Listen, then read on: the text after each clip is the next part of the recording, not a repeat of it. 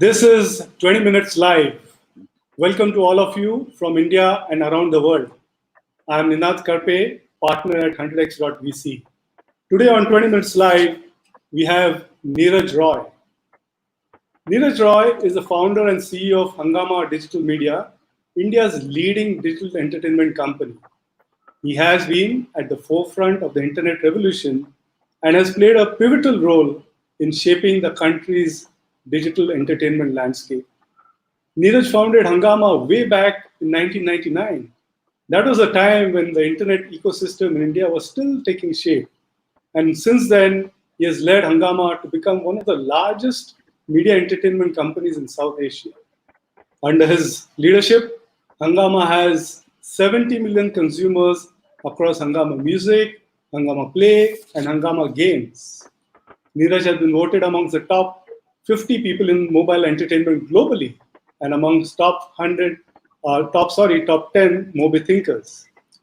Driven by innovation, Neeraj has enabled over $2 billion of revenue of digital media revenues over the past 15 years across 70 countries, serving nearly a billion consumers. Wow, isn't that an amazing profile? Our format is simple, unique, and crisp. Neeraj will speak for 10 minutes, and after that, we'll have a round of Q&A for 10 minutes. If you want to ask a question, please post it in the box on your screen, and I will take it up after Neeraj has spoken for 10 minutes.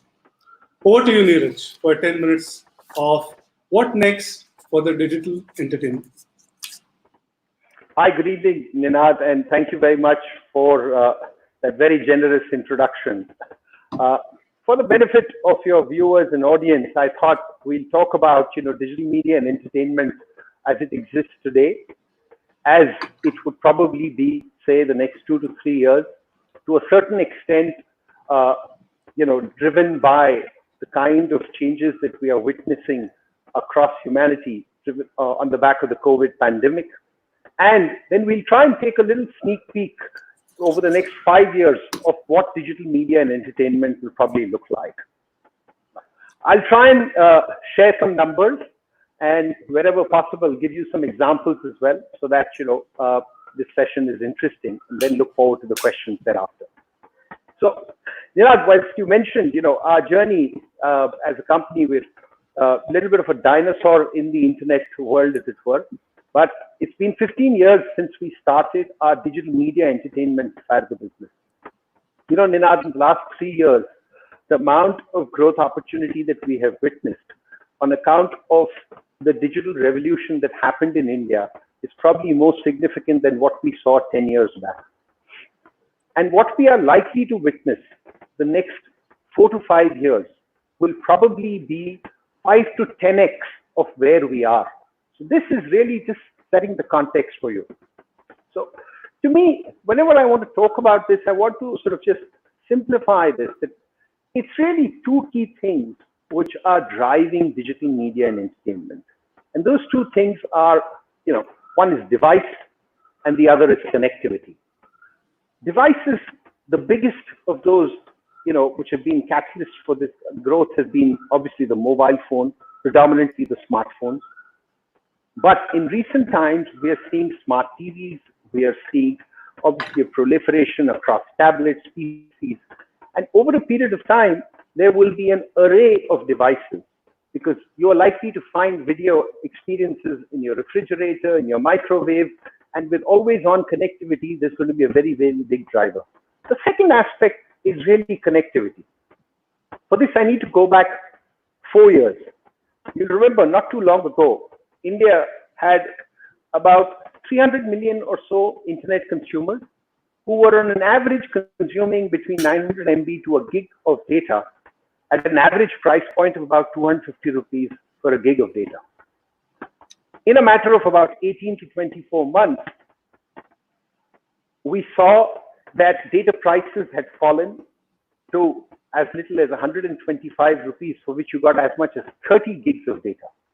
And your average consumption went from a gig of data to almost 15 gigs of data.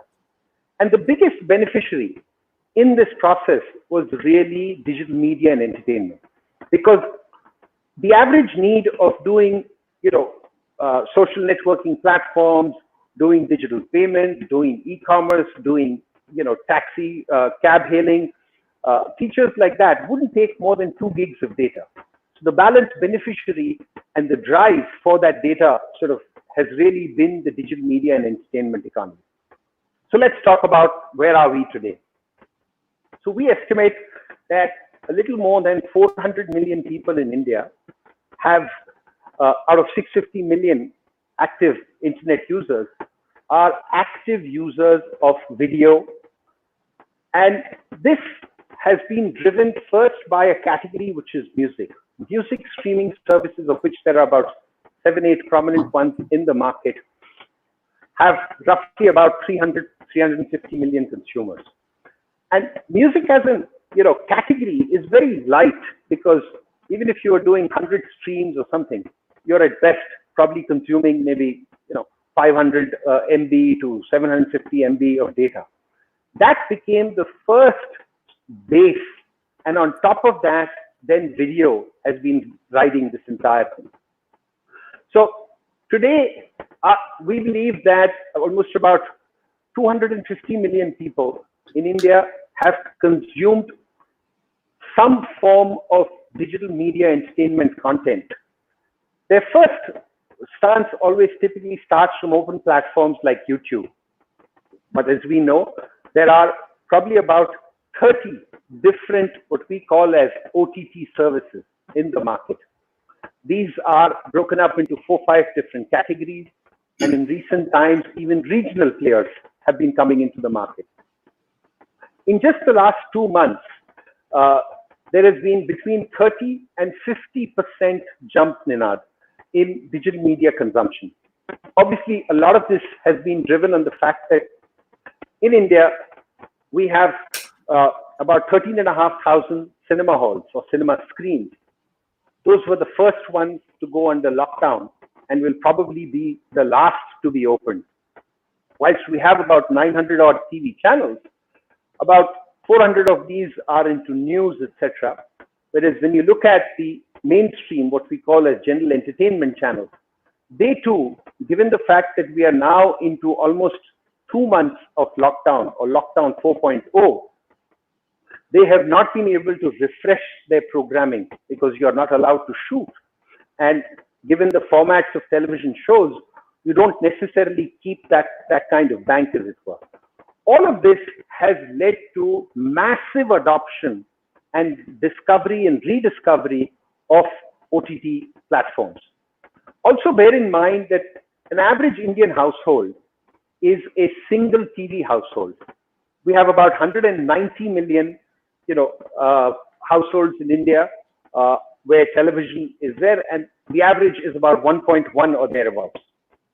When you're locked in, every screen is coming alive in some form. And this is perhaps the first time we are beginning to see OTT services which are predominantly driven by mobile phones and will perhaps continue to be in India, but they are also making their way into the living room. Driven again, as I mentioned, because of an ability to cast on television or the ability of having smart TVs itself out there. So now let's move to how I see this, perhaps the next 2 years. The next 2 years, I believe what the average Indian consumer is going to do is discover a whole range of new content programming, new ways of storytelling. There are typically as many as 20 plus genres of content in most of these platforms. And it's a little bit like, a sort of immersive rabbit hole kind of a approach, because from one thing to the other, because a lot of these use very intelligent AI, machine learning tools. So they are able to put forward recommendations basis your likes. And hence you keep getting deeper and deeper and going into programs which you otherwise wouldn't normally consider. And bear in mind, mainstream TV had just 5-6 formats itself. So I think, we're going to see a base by 2022, which will go to about 250 million people beginning to now pay for these services, because currently the payment module has been quite limited as such. Now let's take a little sneak peek into what the outlook could be, say, 5 years from now. Here I feel we'll do a little bit of crystal ball gazing for you. I estimate about 600 to 750 million consumers will be paying on an average 75 to 100 rupees of per month, which potentially makes it for between 60 to 90,000 crore market by 2025, or as I said, between 8 to potentially 12 billion US dollars. You will start seeing a scenario 4 or 5 years from now where the player itself becomes almost like a one step to commerce. You're watching something through the device itself is capturing your intent, and you're also able to lead to commerce itself. There will be new forms of storytelling, more immersive forms, because of the massive digitization and comfort that consumers are having in an accelerated growth format. So that will also. And in another 5 years, one of the most fascinating new platforms will be the entire space centered around self-driving cars. I had the privilege, one of our investors is a company, is Intel Capital. And Intel made an investment 2 years ago into a company called Mobileye, which is the large, they have almost 70% market share of the chipsets which are driving all the major automobiles across the world. And earlier this year, I experienced one of these devices, one of these automobiles, an entire entertainment system whereby the windows that you've got or the front screen all converts into a screen itself. And if these cars are self-driven, why does everybody need to be facing in one way? You press the key button, the seats turn, now you're into your own living room scenario of sorts. The car's moving, driven on 32 different sensors, and there's an entertainment ecosystem or anything, your workplace or whatever. But because you're spending 2 to 3 hours into that vehicle is the new platform of sorts which will pan out. And I think, newer formats which will be driven by animation, etc., that we will see. And lastly, I think AI, machine learning is going to play a very, very big role in the way stories are narrated, as it were. So that's really, the little outlook. Another big area which has seen growth has been gaming, and I'll take 30 seconds on that. India, gaming has been a little elusive, but certainly during this lockdown period, you've seen accelerated amount of gaming. Indians are not so much into console gaming as they are into casual gaming, but formats like esports, etc., are now gaining traction. And that again is another 400-500 million consumer market waiting to be made into a multi-billion-dollar business the next 3-4 years. Thank you. Thank you, Neeraj. That was amazing. You mentioned $8 to $12 billion market by 2025. That's huge. That's huge. We have tons of questions. Yeah, go ahead. No, it may seem huge at this point in time, but when you look at the television industry today, the television industry is already a $10-11 billion market. So 5 years from now, when you compare it to just about 75 rupees for an average consumer per month, that's between 900 to 1200 rupees annually. That for 600-700 million people to make that payment is not going to be difficult. And people will end up paying 10 rupees, 20 rupees. They'll be in and out of a bouquet of 3-4 entertainment services, which will make up for those needs. So I have a couple of questions. So if you could keep your responses, fairly tight and crisp, it will help. So a couple of people have asked your views on AR, VR in home entertainment and digital entertainment. What's your view? So, see, the key thing you need to understand is with VR, there is an incremental need of a device as well. So, whilst there are technologies which can even take basic content and convert them into VR experiences, the principal technology of Intel, again, one of our partners, has been at the forefront of this. But they did the Olympics, or they were supposed to do the Olympics right now in completely VR experience. So I feel VR as a market is still about 3 years, 4 years out, because we do need the accompanying devices to be cheaper. But early stages of that are already beginning to see signs, and will see so more accelerated in India as well. Great. What's the future of cloud-based gaming? Gaming industry, a little bit more color, cloud-based, live. Cloud-based gaming or esports has tremendous future in India.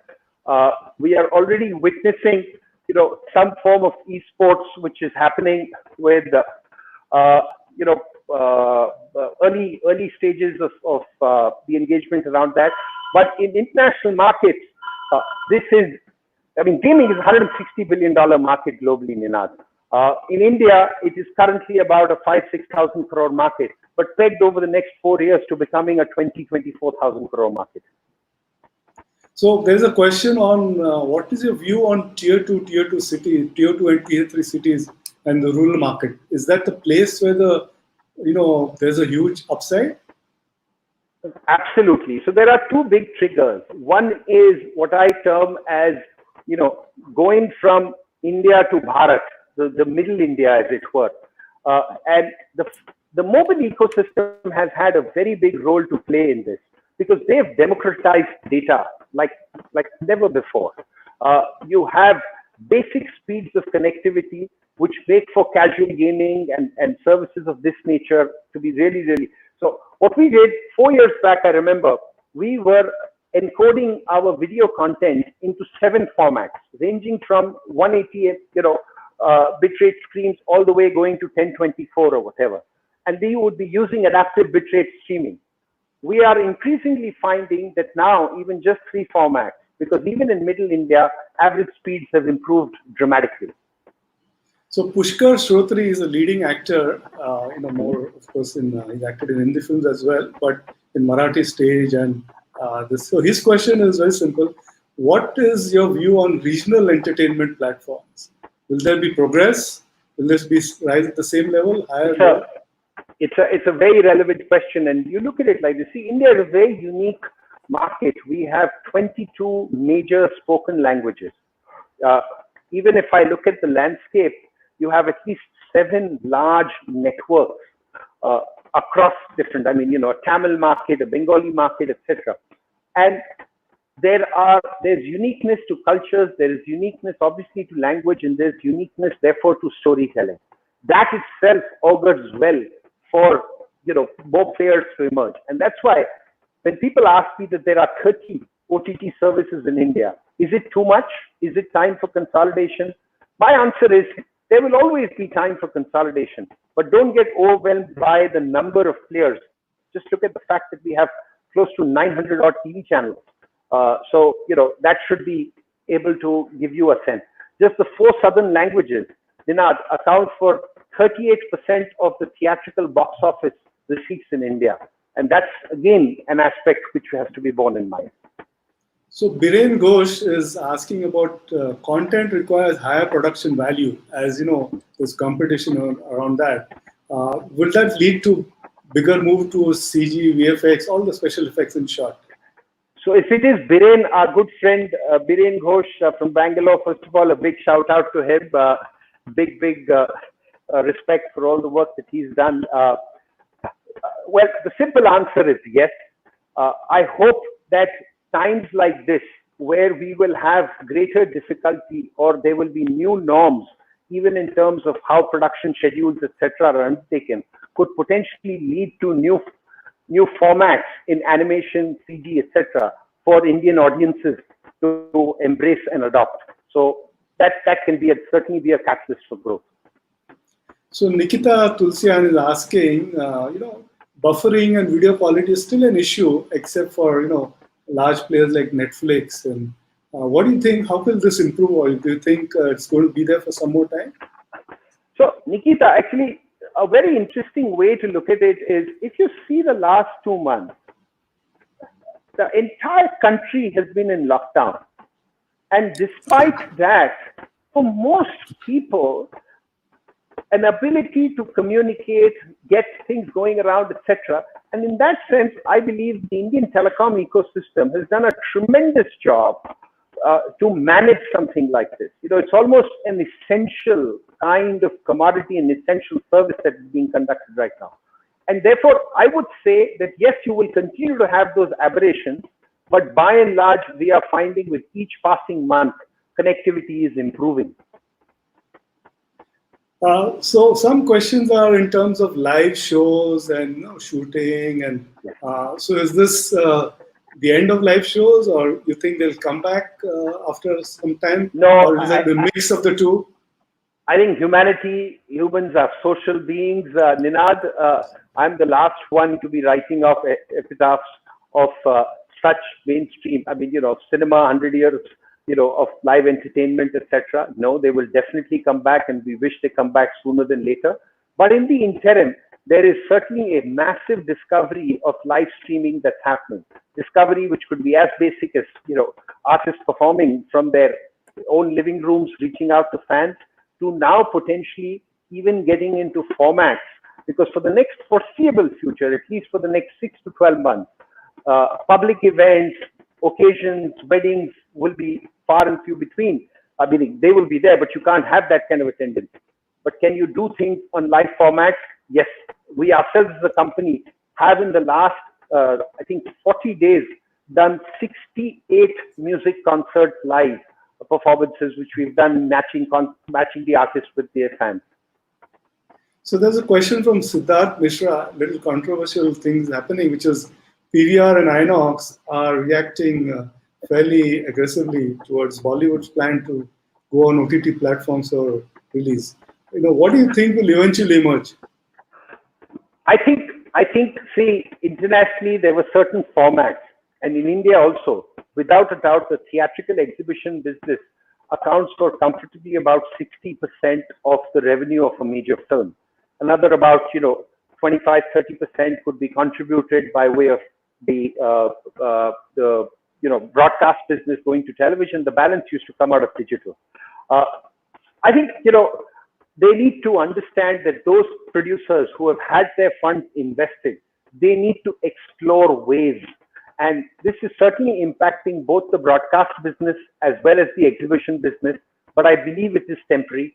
As things do come back into some kind of normal, or the new normal as we all have gotten used to, we believe that there will be that equation will come back, but may not remain the same. Meaning, digital will certainly get some upper hand in the way process, but will not be able to sort of supersede that entire revenues which come from theatre. So I'll take one last question. There are tons of questions. One last question from the audience, and then I have, obviously, I can't let you go, Neeraj, without asking a question. Uday Chitra is asking, in the rural environment in India, there are inflatable cinema theaters, and all those kind of new models are emerging. Will they coexist with the digital model? So, see, as we all know, Ninad, I don't think in 8-10 generations, people have seen this and are likely to see what we are undergoing right now. So, at the moment, it's not likely that you're going to sit for 3 hours next to a stranger eating popcorn in a closed theatrical cinema chain. So they also need to make changes, but how do they make changes? Because you can't just increase tariffs, and if that doesn't happen, the economics of a film don't pan out in a certain way. But my point is that experiences which are about social, which are about real world experiences, they're not going back. They're not going away. I think there's a temporary pause. That is what one will look at. But during this period, naturally, anything digital, leave aside entertainment. I mean, banking and digital, there's a massive adoption. Every format of shopping, there is a massive more adoption that's happening. That certainly will be accelerated. Like somebody said, I think, we have accelerated digital adoption by 2-3 years in just a matter of a couple of months. I think it was Satya Nadella. Sure. So I'm going to ask you 2 questions, then we'll wind it down. The last one is a little personal, but before that, you're familiar with 100x model of funding early stage startups. Do you think it's a good model for digital entertainment industry? Oh, absolutely. I think I just gave, an idea itself. I mean, we're looking at what can we do with streaming, but it can't just be basic streaming. What's middleware that can be brought in, which perhaps makes experiences a little closer to what it is in the physical world. So big opportunity centered around this whole space of digital media and entertainment, which includes gaming. And I think I would encourage wholeheartedly whole host of budding entrepreneurs to explore opportunities in that area. Sure. So I will ask you a last personal question, but there is a fan moment for you. I put it on the screen. The Sarun Lala is saying, Neeraj is amazing. I can listen to him entire day. So there's a fan moment for some big fans here. Thank But you. one Thank you very much, Arun. last personal question. You have been under lockdown for last 2 months, 2.5 months, and I'm sure you're spending a lot more time with your pet dog, whom we just saw, and your family. Uh, is there a movie or web series which you particularly liked and would like to share? Just as an example, Yes, sure. the global CEO of Netflix, Reed Hastings, actually recommended Ye Ballet, which is an Indian movie. Do you have any recommendation for your viewers? So Anything you've seen? I actually caught up with one of our own shows on Hungama Play, which is Damaged 2. It's a crime drama. The show was released about 4 months back, but I hadn't been able to see it. It's a fabulous show. Would highly encourage it. But I also saw, I'm a fan of the Fauda series, the Israeli show on Netflix. And the season 3 came out recently, which I love. I also ended up seeing the show called Special Ops on Disney Plus Hotstar. A great show, highly recommended. Okay, great. On that note, we will bring this 20 minutes live to an end. You covered a lot of ground, Neeraj. You spoke about the changes which are presently happening. You went forward 2 years, 5 years. Any last one-line closing comment before I wind down the show? Just stay safe and healthy, guys, and stay positive. We're going to get over this. Thank you, Neeraj. We are delighted you could come today on 20 Minutes Live and share your thoughts with all of us. You have shared some amazing insights in a very short span of 20 minutes. I hope to see you again on our show. And for our viewers, remember, every Thursday, 5 p.m., 20 Minutes Live. Thank you, Neeraj. Thanks, Neeraj. Thank you, guys. Bye-bye.